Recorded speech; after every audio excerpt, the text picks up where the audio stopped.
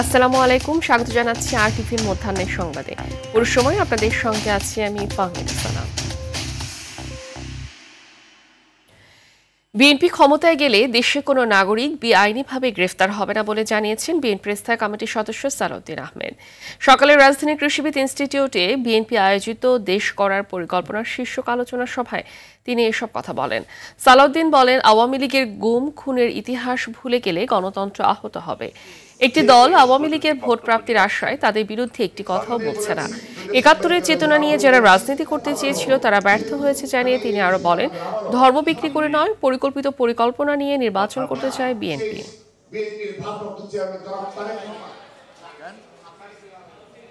শুধুমাত্র দাড়ি টুপি রাখার কারণে জঙ্গি বানিয়ে আওয়ামী লীগের সময় এই শ্রেণীর মানুষদের খতিব মুয়াজ্জিমদেরকে হেনস্থা করা হয়েছে, জেলে পোড়া হয়েছে, হত্যা করা হয়েছে। তারা আমাদের কাছে নিশ্চয়তা চেয়েছে, সেরকম আর হবে না। তো আমরা বললাম, শুধু ইমাম মুয়াজ্জিম কেন, বাংলাদেশের কোন নাগরিক বেআইনিভাবে কখনো গ্রেফতার হবে না।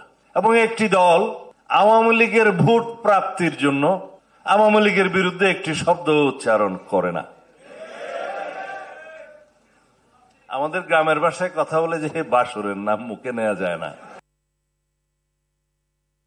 কিডনি কার্যক্ষমতা বন্ধ হয়ে যাওয়ায় বেগম খালেদা জিয়া ডায়ালাইসিস শুরু করা হয়েছে এবং তা এখন নিয়মিত দিতে হচ্ছে বলে জানিয়েছে গঠিত মেডিকেল বোর্ড।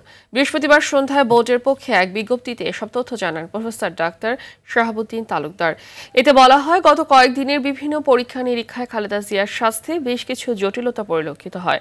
শ্বাসকষ্ট বেড়ে যাওয়া, রক্তে অক্সিজেনের পরিমাণ কমে যাওয়া এবং কার্বন ডাইঅক্সাইডের মাত্রা বেড়ে যাওয়ায় তাকে হাই ফ্লো ন্যাসাল ক্যানুলা এবং বাইপ্যাপ মেশিনের মাধ্যমে চিকিৎসা দেওয়া হচ্ছে। অবস্থার উন্নতি না হওয়ায় ফুসফুস ও অন্যান্য অর্গানকে বিশ্রাম দেওয়ার জন্য খালেদা জিয়াকে ইলেকটিভ ভেন্টিলেটরের সাপোর্টে নেওয়া হয়েছে। কোনো অনুমান বা ভুল তথ্য প্রচার না করে মেডিকেল বোর্ডের প্রতি আস্থা রাখতে বিজ্ঞপ্তিতে আহ্বান জানানো হয়।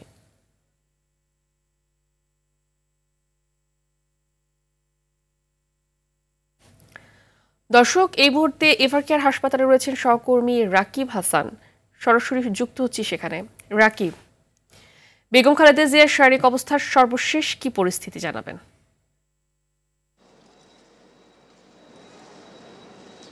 ফাহমিদা, তিনবারের সাবেক প্রধানমন্ত্রী ও বিএনপির চেয়ারপারসন বেগম খালেদা জিয়ার শারীরিক অবস্থার আমাদের কাছে নতুন করে কোনো তথ্য নেই। তবে সবশেষ যে তথ্য রয়েছে তাতে বলা হয়েছে, বিএনপি চেয়ারপারসন বেগম খালেদা জিয়ার কিন্তু শারীরিক অবস্থার অবনতি হয়, তাকে ইলেকটিভ ভেন্টিলেশনের সাপোর্টে নেওয়া হয়েছে। তার ফুসফুস সহ অন্যান্য গুরুত্বপূর্ণ অঙ্গকে বিশ্রাম দেওয়ার প্রয়োজনীয়তা দেখে এই সিদ্ধান্ত নেয় তার মেডিকেল বোর্ড। গত কয়েকদিনের বিভিন্ন পরীক্ষা নিরীক্ষায় তার স্বাস্থ্যে বেশ কিছু জটিলতা দেখা দিয়েছে। তার শ্বাসকষ্ট বেড়ে যাওয়া, রক্তের অক্সিজেনের পরিমাণ কমে যাওয়া এবং কার্বন ডাই অক্সাইডের মাত্রা বেড়ে যাওয়ায় তাকে হাইক্লো নাজাল ক্যানুলা এবং BIPAP মেশিনের মাধ্যমে চিকিৎসা দেওয়া হচ্ছে। তার চিকিৎসায় গঠিত মেডিকেল বোর্ডের প্রধান অধ্যাপক ডাক্তার শাহাবুদ্দিন তালুকদার গণমাধ্যমকে এ তথ্য জানান। এদিকে তিনি দীর্ঘ 19 দিন যাবৎ নানান রোগে জর্জরিত হয়ে রাজধানীর এভারকেয়ার হাসপাতালে চিকিৎসাধীন রয়েছে। তাকে দেশি বিদেশি বিশেষজ্ঞ চিকিৎসকদের সমন্বয়ে গঠিত মেডিকেল বোর্ডের মাধ্যমে তাকে চিকিৎসা দেওয়া হচ্ছে। তার এই মেডিকেল বোর্ডের সঙ্গে যুক্ত রয়েছেন তার পুত্রবধূ জুবাইদা রহমান। তিনিও তার চিকিৎসায় নিয়োজিত রয়েছেন, প্রতিদিনই তার দেখভাল করছেন। এবং জানেন যে সম্প্রতি এক বিজ্ঞপ্তিতে বেগম খালেদা জিয়ার ভর্তির প্রেক্ষাপট বর্ণনা করা হয়। এতে বলা হয়, দীর্ঘদিন ধরে বিভিন্ন জটিলতা ও দীর্ঘস্থায়ী স্বাস্থ্য সমস্যায় ভুগছেন তিনি। ৭৯ বছর বয়সী বেগম খালেদা জিয়ার দীর্ঘদিন ধরে লিভার, কিডনি, হৃদরোগ, ডায়াবেটিক্স, উচ্চ রক্তচাপ, আর্থ্রাইটিস সহ নানা জটিল রোগে ভুগছেন। এবং জানেন যে তিনি 23 নভেম্বরে কিন্তু এভারকেয়ার হাসপাতালে ভর্তি হয়েছেন এবং তার চিকিৎসার বিষয়ে কোনো ধরনের গুজব সোশ্যাল প্ল্যাটফর্ম বা অন্য কোনো স্থানে না ছড়ানোর আহ্বান জানিয়েছে বিএনপির পক্ষ থেকে। এছাড়া বিএনপির চেয়ারপারসন বেগম খালেদা জিয়ার কিন্তু সার্বক্ষণিক স্বাস্থ্য বিষয়ে তথ্য রাখছেন তার ছেলে তারেক রহমান। তো এভারকেয়ার হাসপাতাল থেকে এই ছিল আমার কাছে সর্বশেষ তথ্য। ফাহমিদা, ধন্যবাদ আপনাকে। দর্শক, রাজধানীর শ্যামবাজারে ব্যবসায়ী আব্দুর রহমান হত্যা মামলায় ব্যবহৃত আগ্নেয়াস্ত্র সহ প্রধান আসামিকে গ্রেফতার করেছে র্যাব। এ বিষয়ে কারওয়ানবাজারে র্যাবের মিডিয়া সেন্টারে সংবাদ সম্মেলন করছেন কেরানীগঞ্জ র্যাব 10-এর এডিশনাল ডিআইজি মোহাম্মদ কামরুজ্জামান। আমরা এখন সরাসরি চলে যাচ্ছি সেখানে। ব্যবসায়িক বিরোধের জেরে শ্যামবাজার কাঁচা বাজার মালিক সমিতির সাবেক সভাপতি ও মশলা ব্যবসায়ী আব্দুর রহমান বয়স 55কে গুলি করে হত্যা করা হয়। এই ঘটনায় ডিএমপির সূত্রাপুর থানায় একটা হত্যা মামলা রুজু হয়। সেই মামলা নাম্বার হলো 7 তারিখ 11/12/2025 খ্রিস্টাব্দ, ধারা 302/34 পেনাল কোড। ঘটনাটি বিভিন্ন গণমাধ্যমে প্রচারিত হলে এলাকায় ব্যাপক চাঞ্চল্যের সৃষ্টি হয় এবং র্যাব আসামিদের গ্রেপ্তারে তাৎক্ষণিকভাবে গোয়েন্দা নজরদারি বৃদ্ধি করে। পরবর্তীতে গত 11 ডিসেম্বর 2025 তারিখ রাত আনুমানিক 22:05 সময় র্যাব 10-এর একটি চৌকস আভিযানিক দল এবং র্যাব 4-এর সহযোগিতায় আধুনিক প্রযুক্তির ব্যবহারের মাধ্যমে ডিএমপির দারুস সালাম থানাধীন কল্যাণপুর বাস স্ট্যান্ড এলাকায় বিশেষ অভিযান পরিচালনা করা হয়।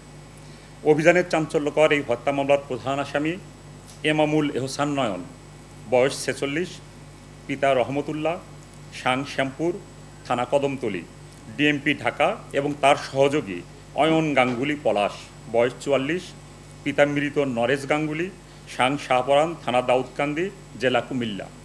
এই দুজনকে ঘটনার 12 ঘন্টার মধ্যে গ্রেপ্তার করা হয়। গ্রেপ্তারের পর আসামি এমামুল এহসান নয়নকে জিজ্ঞাসাবাদে ডিএমপির শ্যামপুর থানা এলাকা হতে একটি বিদেশি রিভলভার, 20 রাউন্ড তাজা কার্তুজ ও হত্যাকাণ্ডে ব্যবহৃত 2টি ফায়ার করা কার্তুজের খোসা উদ্ধার করা হয়। জব্দকৃত আলামত সহ গ্রেপ্তারকৃতদের সংশ্লিষ্ট থানায় হস্তান্তর কার্যক্রম প্রক্রিয়াধীন। প্রাথমিক অনুসন্ধানে জানা যায় যে আসামি এমামুল এহসান নয়ন রহমতুল্লাহ গ্রুপ অফ কোম্পানির চেয়ারম্যান ও মশলার ব্যবসায়ী। ব্যবসা সম্প্রসারণের লক্ষ্যে 2024 সালের অক্টোবরে ভিকটিম আব্দুর রহমানের মাধ্যমে 60 লাখ টাকায় শ্যামবাজার কাঁচা বাজারের একটি দোকান ক্রয় করেন। দোকান হস্তান্তরের সময় ভিকটিম তার কাছে অতিরিক্ত আরও 24 লাখ টাকা দাবি করলে তাদের মধ্যে তীব্র ব্যবসায়িক বিরোধের সৃষ্টি হয়। এই বিরোধ থেকেই নয়ন প্রায় 1 বছর ধরে ভিকটিমকে হত্যার পরিকল্পনা করে এবং আসামি নয়ন ভিকটিমের গতিবিধি গোপনে পর্যবেক্ষণ করে। পরিকল্পনার অংশ হিসেবে গত সেপ্টেম্বর মাসে 1,05,000 টাকায় একটি বিদেশি রিভলভার ও কার্তুজ ক্রয় করে এবং নেপালে পলায়নের উদ্দেশ্যে নেপালের নন অন অ্যারাইভাল ভিসার জন্য অনলাইনে আবেদন করে এবং 13 তারিখের বিমানের টিকিটও ক্রয় করে। পরিকল্পনা অনুযায়ী গত 11 ডিসেম্বর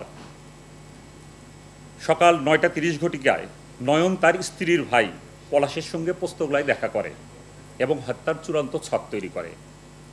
পরবর্তীতে ভিকটিম আব্দুর রহমান মাওলা বক্সের গলি দিয়ে দোকানে যাওয়ার সময় চক্ষু হাসপাতালের সামনে পৌঁছালে নয়ন হাতে থাকা বিদেশি রিভলভার দিয়ে প্রথমে বুকে গুলি করে। বুকে গুলি করার পরে ভিকটিম যখন মাটিতে পড়ে যায় তখন তার মাথায় গুলি করে তাকে হত্যা করে। দর্শক, এতক্ষণ শুনছিলেন র্যাবের সংবাদ সম্মেলনের অংশবিশেষ। দেশে প্রথমবারের মতো নতুন প্রকারের মাদক এমডিএমবি এর বিরাট চালান জব্দ করেছে মাদকদ্রব্য নিয়ন্ত্রণ অধিদপ্তর ভ্যাপ বা ই-সিগারেটের মাধ্যমে গোপনে এই মাদক সরবরাহ করা হতো বলে জানায় সংস্থাটি। সকালে সেগুনবাগিচার সংবাদ সম্মেলনে মাদকদ্রব্য নিয়ন্ত্রণ অধিদপ্তরের মহাপরিচালক জানায়, মালয়েশিয়া থেকে সংগ্রহ করা এই মাদকের মূল হোতা সহ চক্রের 4 সদস্যকে গ্রেফতার করা হয়েছে। চক্রটি ফেসবুক ও হোয়াটসঅ্যাপে গ্রুপের মাধ্যমে বিক্রি করছিল এটি। তিনি আরও জানান, কয়েক ফোঁটায় স্নায়ুতন্ত্রে তীব্র প্রতিক্রিয়া শুরু করে এমডিএম।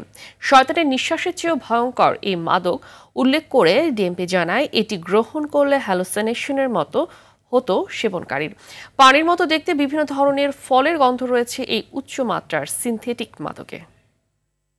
তবে এটার যে এখন দেখা যাচ্ছে যে অবস্থা এমডিএ গ্রুপের, সেখানে আমরা এটাকে ক শ্রেণীভুক্ত করব, কারণ এটা দেশের জন্য খুবই ক্ষতিকর এবং এই সিনথেটিক ড্রাগ মানুষকে ভেতর থেকে শেষ করে দেয়।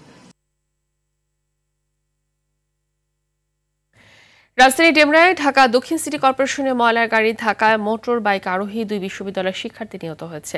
শুক্রবার ভোর 4টার দিকে কোনাপাড়া এলাকায় দুর্ঘটনা ঘটে। নিহতরা হলেন ইরাম দেওয়ান ও তপু আহমেদ। তাদের মধ্যে Iram American International University Bangladesh AIUB এবং Tapu United International University UIU এর শিক্ষার্থী ছিলেন। মরদেহ দুটি ঢাকা মেডিকেল কলেজ হাসপাতালের মর্গে রাখা হয়েছে। এই ঘটনায় ডেমরা থানা পুলিশ ঘাতক গাড়িটিকে জব্দ করেছে।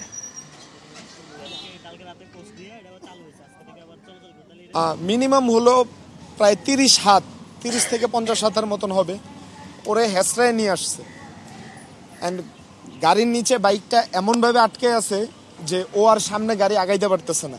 দ্যাটস ওয়াই ড্রাইভার হেল্পার যারাই ছিল গাড়ির ভিতরে ওরা ওখান থেকে গাড়ি ফেলে দৌড় দিচ্ছে।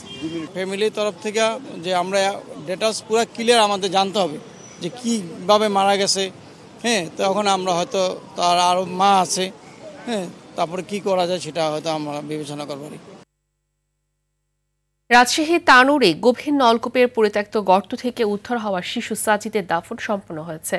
সকাল 10টার দিকে সাজিদের বাড়ির পাশের মাঠে জানাজা শেষে তাকে পারিবারিক কবরস্থানে দাফন করা হয়। জানাজায় অংশ নিতে ছুটে আসেন প্রশাসন, রাজনৈতিক, সামাজিক ও বিভিন্ন শ্রেণী পেশার মানুষ। জানাজায় নামাজের ইমামতি করেন কাজী মাওলানা মিজানুর রহমান। এদিকে সন্তান হারিয়ে নিহত শিশু সাজিদের পরিবারে চলছে শোকের মাতম। এর আগে দীর্ঘ 32 ঘন্টার রুদ্ধশ্বাস উদ্ধার অভিযানের পর তাকে উদ্ধার করা সম্ভব হলেও বাঁচানো যায়নি।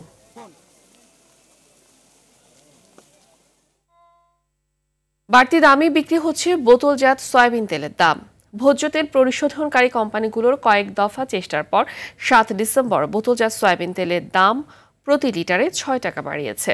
তাতে সয়াবিন তেলের 1 লিটার বোতলের দাম 195 টাকায় উঠেছে। 5 লিটার বোতলের দাম এখন 955 টাকা করা হয়েছে।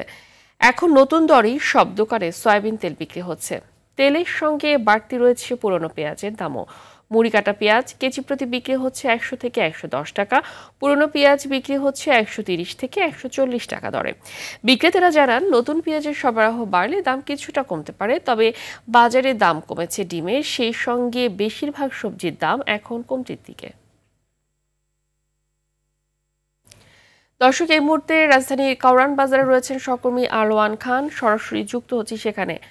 আলোয়ান, বাজারে সয়াবিন তেল ও অন্যান্য জিনিসপত্রের দাম বৃদ্ধি নিয়ে ক্রেতা বিক্রেতার মধ্যে উদ্বেগ কেমন দেখছেন, তারা কি বলছে জানাবেন। ফাহমিদা, যেমনটি বলছিলেন, সয়াবিন তেল এবং পেঁয়াজের বিষয়টাই বর্তমানে বাজারের হচ্ছে মানুষের দুশ্চিন্তার কারণ হয়ে দাঁড়িয়েছে। মানুষের পকেট কাটছে, মোট কথা হচ্ছে মানুষের পকেট কেটে নিচ্ছে পেঁয়াজ এবং সয়াবিন তেল। সয়াবিন তেল গত 7 তারিখে থেকে কিন্তু 6 টাকা বৃদ্ধির দরেই কিন্তু বিক্রি হচ্ছে রাজধানীর বিভিন্ন বাজার এবং দেশের বিভিন্ন বাজারে কিন্তু এই 6 টাকা বেশি দামেই বিক্রি হচ্ছে। তার আগে কিন্তু সয়াবিন তেলের যে ব্যবসায়ীরা আছে তারা ব্যবসায়ীরা কিন্তু 9 টাকা বৃদ্ধি করেছিল। বৃদ্ধি করার পরে নানা সামাজিক মাধ্যম থেকে শুরু করে মানুষের ভিতরে যে একটা ক্ষোভের বহিঃপ্রকাশ হয়েছে, তার ফলে কিন্তু বাণিজ্য মন্ত্রণালয় থেকে সয়াবিন তেলের যে আমদানিকারক তাদের সাথে কিন্তু যোগাযোগ করা হয়। যোগাযোগ করার পরে তাদের ভিতরে নানা মিটিং এবং মিটিংয়ের পরে কিন্তু সিদ্ধান্ত আসে 6 টাকা বৃদ্ধির কারণে। এর ফলে কিন্তু মানুষের যে চাহিদা, সেই মানুষের চাহিদাকে উজ্জ করেই কিন্তু সয়াবিন তেলের বাড়তি দামে কিন্তু বৃদ্ধি করেছে। আর এদিকে যে পেঁয়াজের দাম কিন্তু